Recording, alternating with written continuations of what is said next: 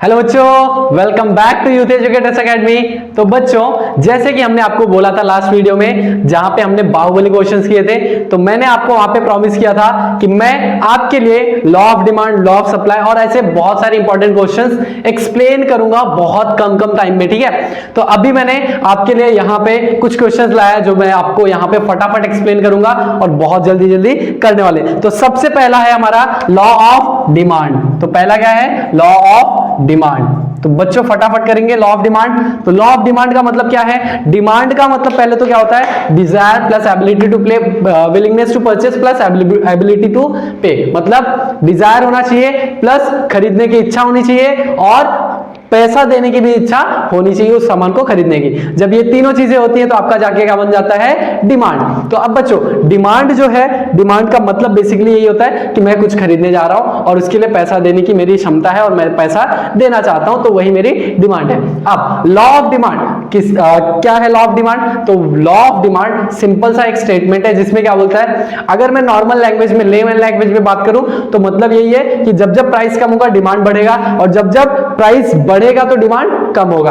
अब इसको स्टेटमेंट में अल्फ्रेड मार्शल ने कन्वर्ट करके एक दिया है। स्टेटमेंट क्या है? अदर थिंग्स रिमेनिंग कांस्टेंट या फिर अदर थिंग्स बीइंग इक्वल या फिर कांस्टेंट, मतलब बाकी सारी चीजें कांस्टेंट होनी चाहिए। Higher the price of a commodity, lesser is the quantity या फिर smaller is the quantity demanded. Higher the price of a commodity मतलब प्राइस ज्यादा, smaller is the quantity demanded. उसके बाद larger is the price of a commodity, sorry lower is the price of a commodity, larger is the quantity demanded. मतलब price ज्यादा, demand कम, price कम, demand ज्यादा। यही है आपका स्टेटमेंट। अब ये स्टेटमेंट आपको अगर लॉ ऑफ डिमांड का क्वेश्चन आता है आपका 8 मार्क्स के लिए, जो कि बहुत ज्यादा चांस है आने का, अगर ये क्वेश्चन आ रहा है तो आपको पहले तो स्टेटमेंट लिख देना है। पहले तो आपको डिमांड क्या है वो समझा दो 2-3 लाइन में, उसके बाद स्टेटमेंट लिख दो।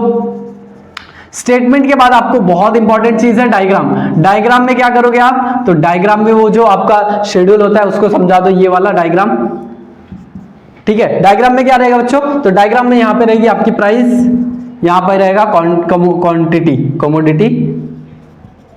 ठीक है, तो समझ लो यहां पे प्राइस जैसे है 10, 20, 30, 40, 50, यहां पे है कमोडिटी 1, 2, 3, 4, 5, 6। तो जैसे जैसे प्राइस क्या होता है? कम होता है, क्वांटिटी ऐसे बढ़ते जाती है डिमांड का। तो ये होता है आपका कर्व होता है डिमांड का, जो कि डाउनवर्ड स्लोपिंग होता है। तो आपको यहाँ पे ये प्रॉपर थोड़ा सा अच्छे से एक्सप्लेन करना पड़ेगा, ज्यादा डिटेल में मत जाना। ये कर्व जो होगा आपको फ्री हैंड से बनाना है, स्केल मत यूज करना उसके लिए, आपको ऐसे ही नॉर्मल एक हाथ से बना देना है।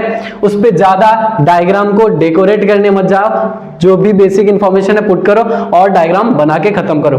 उसके बाद अगर आपको पूछा है अजम्पशन या फिर एक्सेप्शन, तो दोनों में से कुछ भी पूछ सकता है। या तो अजम्पशन पूछ लेगा लॉ ऑफ डिमांड के साथ या फिर एक्सेप्शन पूछ सकते हैं। तो अगर अजम्पशन पूछा है तो याद कर लो वो determinants of demand, price, income, price of substitute goods, population, फिर अदर फैक्टर्स जो भी थे सब कुछ याद कर लो। उसके आगे बस क्या लगा दो? नो चेंज या फिर कांस्टेंट। तो जैसे अगर मैं यहाँ पे बात करूं तो कुछ अजम्पशन मैं आपको फटाफट करा देता हूं। अजम्पशन का मतलब क्या होता है पहले वो समझ लो। तो अजम्पशन का मतलब जो डिमांड होता है वो तभी काम करेगा जब आप ये अज्यूम करके चलो, मतलब जब आप ये समझ के चलो कि ये चीजें ऐसे ऐसे होंगी, तब जाके डिमांड काम, तब जाके लॉ काम करेगा। तो लॉ क्या बोलता है? जब जब प्राइस बढ़ेगा तो डिमांड कम होगा और जब जब प्राइस कम होगा तो डिमांड बढ़ेगा। लेकिन ये काम कब होगा? जब बाकी सारी चीजें क्या होंगी? सेम होंगी, कांस्टेंट होंगी। कौन सी चीजें? तो कांस्टेंट लेवल ऑफ इनकम, आपका इनकम कांस्टेंट होना चाहिए, मतलब इनकम में कोई चेंज नहीं होना चाहिए। इनकम अगर बढ़ जाएगा तो प्राइस भले कम हो फिर भी आप डिमांड ज्यादा करने वाले हो। ठीक है, इसी सॉरी प्राइस अगर बढ़ जाएगा इनकम भी बढ़ जाएगा, तो प्राइस बढ़ तो रहा है लेकिन इनकम की वजह से आपने क्या किया? डिमांड ज्यादा ही कर लिया। तो इसीलिए बोलते हैं लॉ तभी काम करेगा। लॉ ने क्या बोला? प्राइस कम हुआ तो डिमांड बढ़ना चाहिए और प्राइस बढ़ गया तो डिमांड कम होना चाहिए। लेकिन प्राइस तो बढ़ा था, आपका इनकम भी बढ़ गया, तो आपने डिमांड कम किया क्या? नहीं, डिमांड कम नहीं किए। क्यों? क्योंकि आपका कांस्टेंट नहीं था इनकम। तो बोला है अल्फ्रेड मार्शल ने कि अगर आपका लॉ को काम करवाना है, मतलब आप चाहते हो कि लॉ काम करे, तो आपको ये चीज ध्यान में रखना होगा कि आपका इनकम क्या है? कांस्टेंट है, मतलब इनकम में कोई चेंज नहीं है। अब इनकम में चेंज नहीं होगा तो क्या होगा? प्राइस बढ़ेगी तो डिमांड कम कर दोगे और प्राइस कम होगी तो डिमांड बढ़ा दोगे, सिंपल सी बात है। उसके बाद है आपका no change in size of population. Population में कोई भी चेंज नहीं होना चाहिए। पॉपुलेशन जितने लोग वहां पे रह रहे थे उतने ही होने चाहिए। अब पॉपुलेशन अगर बढ़ गया तो भले प्राइस बढ़े, पॉपुलेशन बढ़ा है तो डिमांड तो बढ़ेगा ही ना, इसीलिए बोला जा रहा है कि पॉपुलेशन को कांस्टेंट रहने दो, जितने लोग पहले रहते थे उतने लोग ही अभी भी हैं। अब देखो प्राइस अगर बढ़ रहा है तो लोग डिमांड कम कर रहे हैं कि नहीं कर रहे हैं, तो ये चीज अगर आपका पॉपुलेशन इक्वल रहेगा, कांस्टेंट रहेगा, तभी चलेगा काम, ठीक है। उसके बाद है price of substitute goods remain constant. Price of substitute goods, दो सब्स्टिट्यूट गुड्स होते हैं, एक मेन प्रोडक्ट, एक सब्स्टिट्यूट प्रोडक्ट। अगर मेन सब्स्टिट्यूट प्रोडक्ट का प्राइस कम ज्यादा होता है तो उसकी वजह से मेन प्रोडक्ट पे क्या होता है, डिमांड पे इफेक्ट होता है। अगर उसका प्राइस बढ़ गया तो इसका डिमांड बढ़ जाता है, उसका प्राइस कम होता है तो इसका डिमांड क्या हो जाता है, कम हो जाता है। अब हमारे प्राइस में कोई चेंजेस हुआ था क्या, नहीं। तो अगर समझ लो सब्स्टिट्यूट प्राइस प्रोडक्ट का प्राइस क्या है, कांस्टेंट है, तो अब हमें अपने मेन प्रोडक्ट का देखना है। अगर मेन प्रोडक्ट का प्राइस बढ़ेगा तो क्या होगा, डिमांड कम होगा, प्राइस कम होगा तो उसका डिमांड बढ़ेगा। बाकी वो मेन जो सब्स्टिट्यूट प्रोडक्ट था उसका प्राइस क्या है, कांस्टेंट ही है, उसके प्राइस में कोई भी चेंजेस नहीं है। उसके बाद क्या है, prices of complementary goods remain constant. ये कहीं ना कहीं आप डिटर्मिनेंट से पढ़ रहे हो, बस इसमें कांस्टेंट या फिर नो चेंज लगा रहे हो। तो कॉम्प्लीमेंट्री गुड्स का मतलब क्या होता है, जो दो गुड्स एक साथ मिलकर आपका एक डिमांड पूरा करता है। तो उसमें अगर कॉम्प्लीमेंट्री गुड्स का प्राइस बढ़ जाएगा तो आप इसका डिमांड क्या कर दोगे, कम कर दोगे। इसीलिए बोला है उसका प्राइस में कोई भी चेंजेस नहीं होना चाहिए, आपके बस एक ही मेन प्रोडक्ट में प्राइस क्या हो रहा है, चेंज हो रहा है नहीं हो रहा है, उस पर ध्यान देना है। उसके बाद आपका बोला है no expectation about future change in price. आपका फ्यूचर में प्राइस बढ़ेगा या कम होगा उस पर आपका कोई फोकस नहीं होना चाहिए। अगर उस पर फोकस नहीं होगा तभी लॉ काम करेगा। समझ में आ रहा है, मतलब फ्यूचर में प्राइस बढ़ सकता है, कम हो सकता है, इसका आपको नहीं देखना है, आपको करंट प्राइस पे फोकस करना है कि करंटली प्राइस बढ़ रहा है या घट रहा है। अगर बढ़ रहा है तो डिमांड कम होगा, कम हो रहा है प्राइस तो डिमांड बढ़ जाएगा। समझ में आएगा। उसके बाद है no change in taste, habit, preference, fashion etcetera. मतलब कि किसी का, जैसे जो आपका कंज्यूमर है, उसके प्रेफरेंस में, उसके टेस्ट में, उसके हैबिट्स में कोई भी चेंजेस नहीं होना चाहिए। फिर आपके प्रोडक्ट का लॉ काम करेगा कि अगर प्राइस बढ़ रहा है तो डिमांड घट रहा है, ये सब तब काम करेगा जब आपका प्रेफरेंस, टेस्ट, ये सब में कोई चेंज नहीं है। और लास्टली क्या है आपका, no change in taxation policy. Government की जो टैक्सेशन पॉलिसी होती है उसमें भी कोई बदलाव नहीं होनी चाहिए, क्योंकि क्या होता है, टैक्सेशन का रेट चेंज होने की वजह से डिमांड में असर होता है, इसीलिए वहां पे लॉ काम नहीं कर पाएगा जहां पे आपका टैक्सेशन पॉलिसी चेंज कर रहा होगा। तो अल्फ्रेड मार्शल ने बोला है कि आपका टैक्सेशन पॉलिसी जो है, टैक्सेशन का लेवल जो है वो कांस्टेंट होना चाहिए, जैसे पहले था वैसे ही अभी भी होना चाहिए। अब प्राइस में आपको देखना है प्राइस में चेंजेस होने की वजह से डिमांड कम ज्यादा हो रहा है कि नहीं। तो ये कुछ अजम्पशन थे। अगर आपका 8 मार्क का क्वेश्चन में अजम्पशन के साथ पूछा है तो 6 से 7 अजम्पशन याद करके जाना। अगर आप 5 से 6 लिख दोगे तो आपको पूरा नंबर मिल जाएगा। ये तो था अजम्पशन, मतलब अगर ये सारी चीजें कांस्टेंट होंगी तब जाके लॉ काम करेगा। अब लास्ट होता है आपका एक्सेप्शन। एक्सेप्शन का मतलब क्या है, जहां पे लॉ काम करेगा ही नहीं, मतलब यहां पे कुछ भी कर लो लॉ काम नहीं करने वाला। लॉ क्या बोलता है, प्राइस बढ़ा तो डिमांड कम, प्राइस कम तो डिमांड ज्यादा।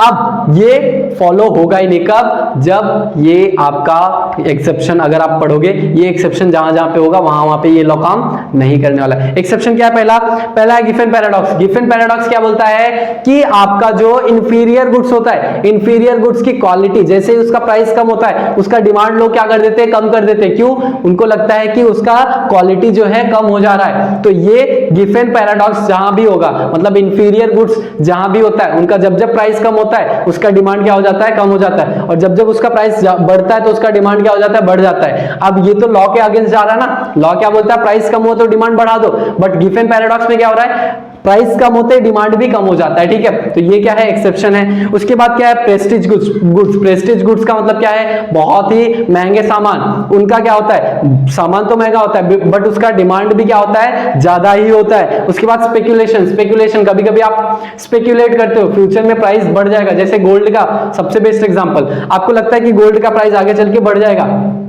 ठीक है, आपने ये स्पेक्यूलेट किया कि आगे चल के फ्यूचर में गोल्ड का प्राइस बढ़ जाएगा, बट करेंटली भी बढ़ रहा था, अभी भी प्राइस बढ़ रहा था और आपको लगा आगे और बढ़ जाएगा, तो आपने क्या किया, अब भी खरीद लिया।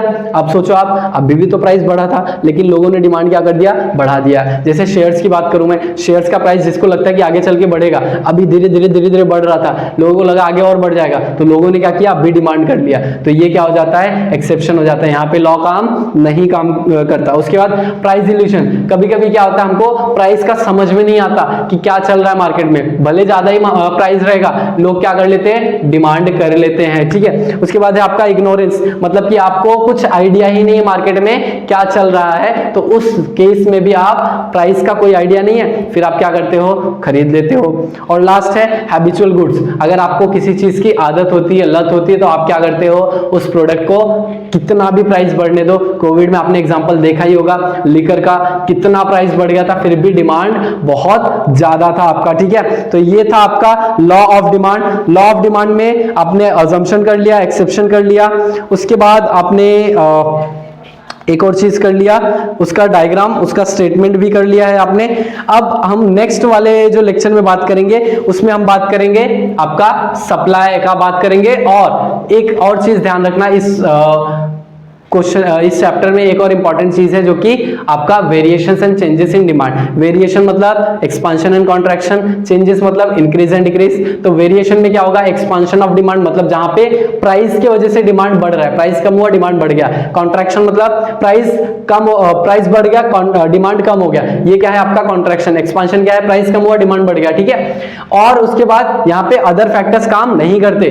चेंजेस में क्या है, इंक्रीज और डिक्रीज। इंक्रीज में क्या है, प्राइस कांस्टेंट था, अदर फैक्टर्स की वजह से डिमांड इंक्रीज हो गया। और डिक्रीज में क्या है, प्राइस कांस्टेंट है, अदर फैक्टर्स की वजह से डिमांड क्या हो गया, कम हो गया। तो ये भी आप ध्यान में रखना, उसके कर्व्स याद करके रखना, उसका डायग्राम याद करके रखना। 8 मार्क्स में कभी कभी वो भी पूछा जा सकता है, ठीक है। तो ये आपका यहां तक था लॉ ऑफ डिमांड चैप्टर की बात करूं अगर मैं। इसके बाद आपका हम लॉ ऑफ सप्लाई वो सब करेंगे। हाँ, एक पॉइंट मेरे को वापस से एक्सप्लेन करना था, प्राइस इल्यूजन का। तो प्राइस इल्यूजन में क्या है, कभी कभी लोगों को लगता है जो महंगे प्रोडक्ट हैं तो वो अच्छे ही होते हैं, तो इसके वजह से लोग क्या करते हैं, ब्रांडेड गुड्स की बात करूं अगर मैं, तो उनको लगता है कि प्राइस ज्यादा है तो उसका डिमांड मतलब उसका प्रोडक्ट अच्छा ही होगा, इसकी वजह से उसका डिमांड ज्यादा कर देते हैं, ठीक है। तो ये था आपका एक्सेप्शन। आज के लिए बस इतना ही, थैंक यू, बाय बाय।